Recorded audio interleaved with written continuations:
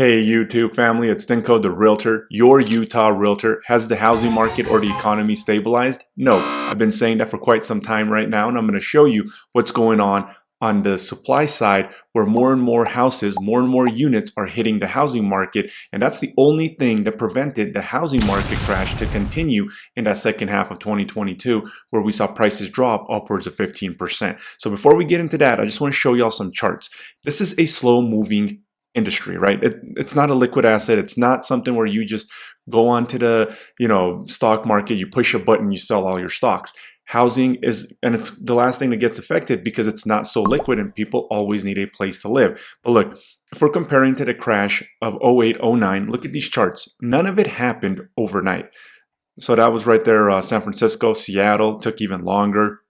So when you're taking a look at these, look at San Diego, nothing happened overnight. It all takes time to unravel if we are going to have that housing crash. Now, I've always been saying it depends on what's happening with the amount of money that they're able to print, which this thing over here is going over that. So let me pull this up. Right here, look at the national debt. So if you look at it right here, I can't highlight it, so I'm just circling with my mouse. 123% of our GDP. This is like the first time ever where we literally cannot pay off the debt if our entire GDP, what the entire economy earns in 1 year, we still wouldn't be able to pay off the national debt. That is wild. If we go back to 1960, it was 53%. 1980 was 34%. 2000 was 58.9%. And now it is 123%. Pretty sure this was higher when we were around 08, 09, but it doesn't kind of show that. And right here, look at this chart. This is when we went away from the gold standard, right here, 1970. And then we started just printing that money in the 80s, into the 90s, 2000s. So we see that we are going away from being able to pay our national debt with 1 year of what we're able to produce as a country. So I wanted to kind of give you all that scoop before we go into the inventory section of the video. And this is where we actually have to pay attention to what's going on. So if we take a look right here, look at this. We have 7,120 units compared to 6,862 units, and we have under contract 4,300, 4,100. Now, the under contracts are starting to kind of resemble themselves, and the sales are kind of right as where they were at last year. So when we look at the inventory, when we look at what's going on, let me pull this up right here. So look at the sales. They are down severely. If we take a look at 2019, the last pre-pandemic year, 47,700 units get sold, 52,400 in 2020, 49,000 in 2021 when everything started going absolutely bonkers, and then 39,600 in 2022 and 34,000 in 2023. So we see that the sales are just continuing to drop, and the data is really showing that best case scenario right now, we're going to be right here at this 34,000, or we're going to actually be even less than that. And I'm going to show you the data here. So let me now pull this up over here. All right. And this right here is going to be what saved the market. I've been saying this multiple times in multiple different videos.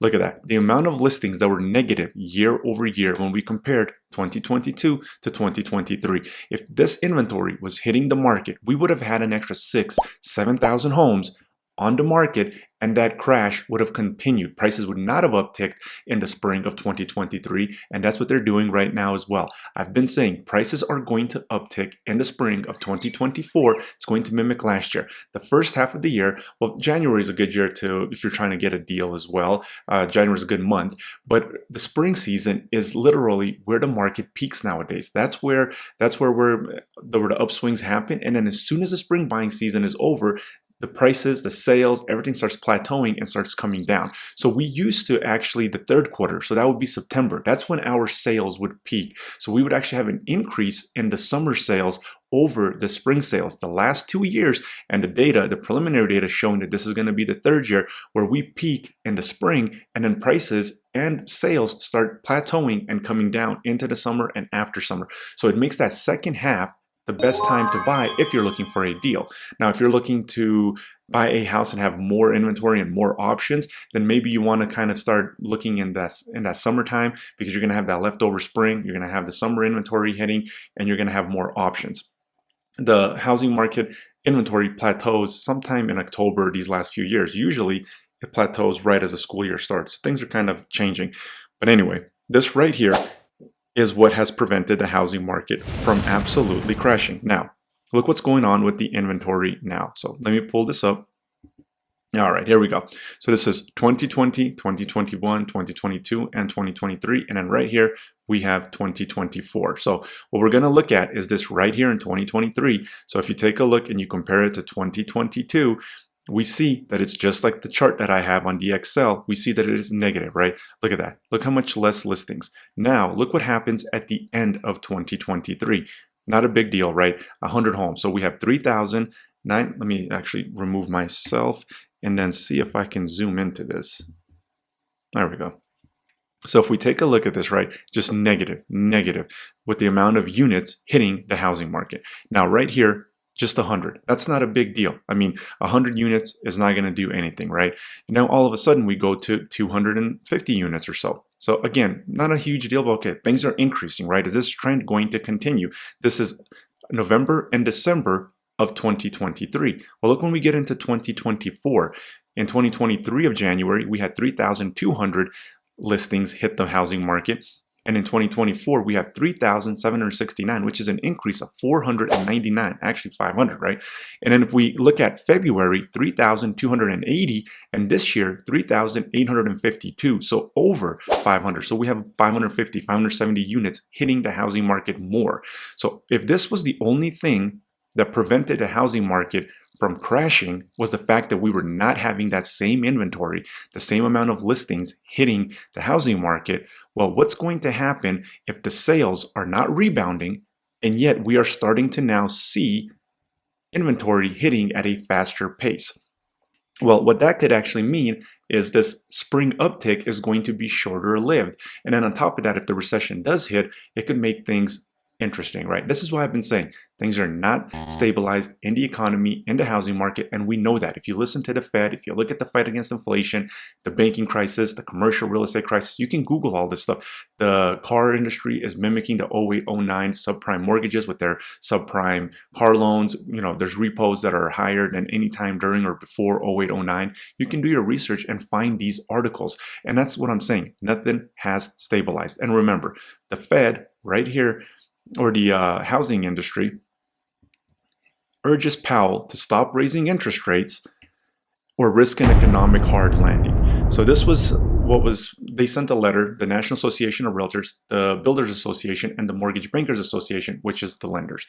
So they are all saying, hey, we cannot maintain this kind of housing market. We need things to change. Well, they haven't raised the interest rate, but they also haven't cut them, and they keep delaying the time frame when they're going to cut these interest rates. Well, the housing industry is urging that they cannot survive right here. And there was an article that I shared a couple of months ago where brokerages are struggling to pay their office space because they're not having those transactions, and people are leaving the industry because the sales are just not there. So you're having realtors that are struggling, you're having brokerages that are struggling paying their rents on their office space because they're not having those sales, because sales are negative.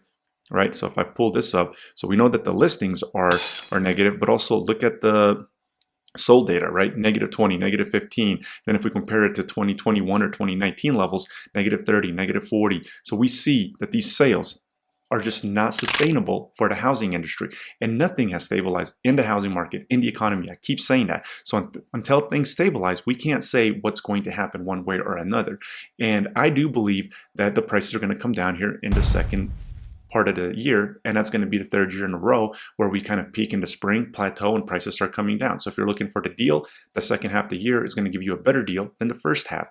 And if we see the recession hit, then that's going to be even more true, and then these prices are going to be dropping even further in that second half of the year. So it all depends on what you want to kind of accomplish, right?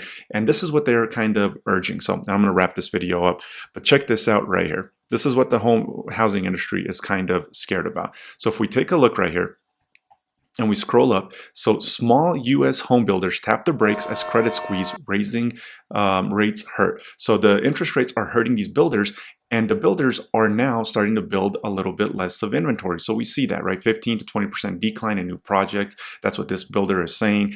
And they don't have 30-year mortgages like you and I would have when we're buying a house, when we're buying a home. When they're building, they have variable interest rates. These rates could, these interest rates or the mortgages could be due that they have on these loans could be due in a year, 2 years, 3 years, 4 years, and not 30 years. So they have to either sell the house to be able to pay that off, or they're going to have to refinance or take a higher interest rate, and maybe the bank is going to penalize them because, hey, things are not moving as fast and the banks need to. So all these variable rates on commercial real estate space, on the collateral debt, on also the builders, is not something that we need to ignore. We need to pay attention to it. And of course, if things, if World War III breaks out, but then again, unemployment will probably go up, or maybe it wouldn't, and then there's a shortage. So we would need an amazing shortage of the material, the lockdowns to happen again, for these prices to just absolutely skyrocket. We would need the inventory levels to drop back down to 1,900 units available, 2,000 units available. And we see that we are pretty much back to pre-pandemic. Oh, I zoomed in too much. I was going to show you guys this. There we go. So if we look at the inventory levels here, we're pretty much back to 2019 levels, the last pre-pandemic year. So the inventory levels would have to shrink, and then we would have to have supply not hitting the market, unemployment being extremely low, everybody having the bidding wars. We're probably never going to experience that pandemic-like housing market again. And I think they've learned to not drop those rates to 2%, 3%, and cause those issues. So again, things would have to kind of align themselves in that same scenario that we had in 2020, 2021, and those first few months of 2023, 2022, for that to continue happening. That's why we saw the slowdown in the second half of 2022 with the historically low unemployment rate. And then right here, so this is recessions have started hitting, I believe it's like Japan, the UK, other countries around. So could this recession hit us? And look how it's impacting them. So this is Korea.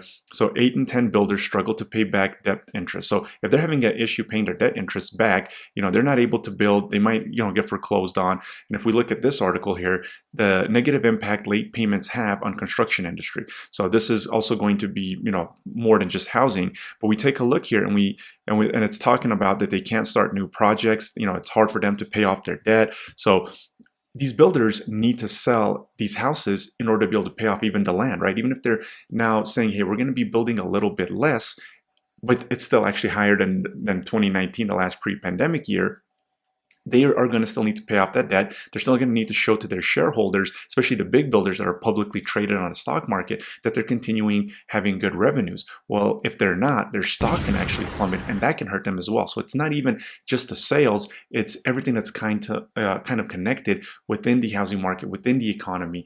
That's why we have to kind of pay attention to all of this different stuff that's going on. And of course, look at this national debt, right? It's over here behind me, just spinning out of control. We were at 33 trillion in September, and look at this, we're already at 34.5 trillion essentially. They're just printing an enormous amount of money.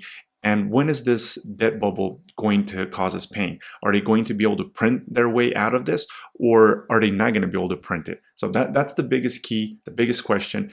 I do believe that the home prices are going to drop in the second half of the year, regardless of what happens with the recession. And of course, if the recession does hit and we start seeing a lot of pain in the economy, then of course, that would be even more true. So if you haven't yet, hit that subscribe button so you're notified when new videos drop. Leave a comment what you think is going to happen. And until next time, have a great night, day, whenever you're watching this.